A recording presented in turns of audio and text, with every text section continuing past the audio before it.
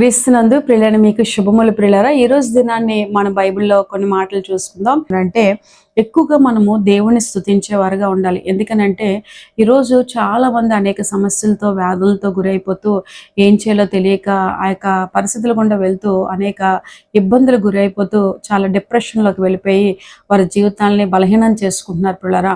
అటువంటి వారందరితో కూడా ఈరోజు దినాన్ని దేవుడు మాట్లాడుతున్న మాట ఏంటంటే ప్రతి ఒక్కరు కూడా ఖచ్చితంగా మీరు ధైర్యం తెచ్చుకొని ఏం చేయాలంటే ప్రభు యందు నమ్మిక ఉంచి దేవుని స్తుతించడం ప్రారంభించండి. ఎందుకనంటే దేవుని స్తుతించుట నిజంగా ఆయన మహింపరిచిన వారు అవుతారు. కాబట్టి ఎప్పుడైతే మీరు దేవుని మహింపరుస్తారో ప్రియులారా, మీ యొక్క బలహీనతల్లో దేవుడు బలాన్ని ఇచ్చి మీకున్న ప్రతి అవసరతని ప్రభువైన యేసుక్రీస్తు నామములో తీర్చబడే విధంగా దేవుని జ్ఞాపకం చేసుకోండి ప్రియులారా. మీ సమస్యలతో మీరు కృంగిపోకుండా వేదన గురైపోకుండా ఒక్కసారి ప్రభు యందు నమ్మిక ఉంచి మరొక్కసారి ప్రభుకి దేవునికి ప్రార్థన చేసి మీ విన్నపాలు విన్నపించుకొని ప్రభుని యేసు యందు ప్రభువా ప్రియులారా, మరి మీ యొక్క సమస్యలని వివాదాలని తీర్చబడే విధంగా దేవుడు సహాయం చేస్తారని నమ్ముతూ ఎదురు చూసినప్పుడు మీ కార్యాలన్నీ కూడా దేవుడు సఫలం చేస్తారు ప్రియులారా. ఎందుకనంటే ఎక్కువగా స్తుతించేవారుగా మిమ్మల్ని ఉన్నప్పుడు మీకున్న పరిస్థితులన్నీ కూడా మార్చబడేటువంటి ధైర్యాన్ని ప్రభు మీకు కలిగిస్తాడు.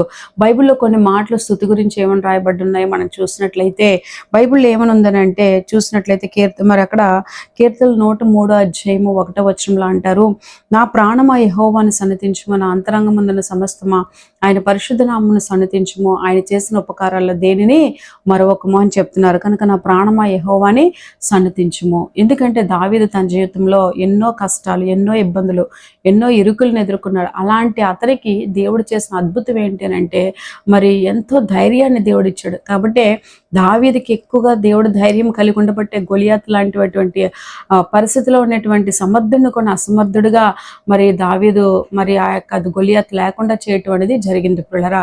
కారణం ఏంటంటే ఇది దేవుడిచ్చిన బలం ప్రియులారా. అంతటికి ముందు ఏంటంటే దావీదు ఎప్పుడు కూడా వేకునే లేచి దేవుడిని ఎల్లవేళలా స్తుతించేవాడుగా ఉంటూ ఉంటారు ఆయన. అందుకే ఏమనంటారనంటే మరి దావీదు చూసినట్లయితే నా ప్రాణమా యెహోవాని సన్నతించుము అంటే, ఓ ప్రాణమా నువ్వు భయపడుతున్నావా, నువ్వు బాధపడుతున్నావా, దుఃఖపడుతున్నావా, దేవుడి సమయంలో జ్ఞాపకం చేస్తున్నారు మీతో.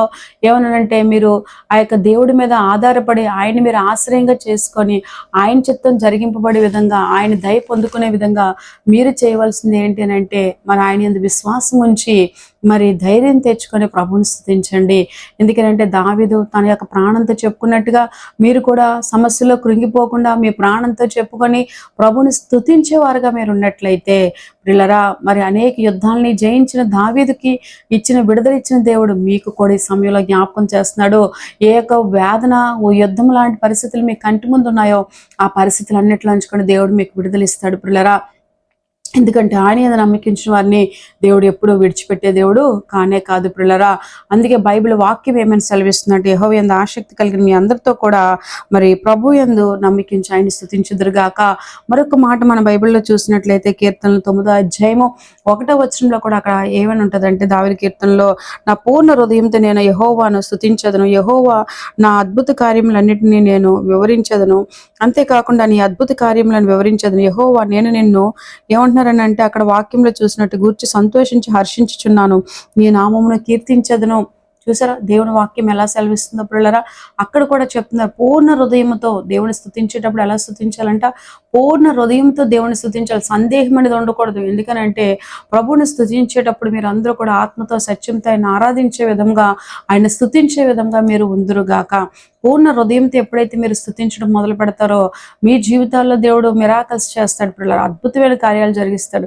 మరి స్తుతించాక మళ్ళీ సందేహించకూడదు. ఎందుకనంటే ఎరుకో గోడలు పగలగొట్టబడినప్పుడు మరి నిజంగా ఆ ప్రాంతంలో ఉండేటువంటి వారందరూ కూడా ఆ యుద్ధంలో జయం రావడానికి ఎరుకో గోడ చుట్టూ కూడా స్తుతి చేయటం మొదలు పెట్టారు ప్రియులారా.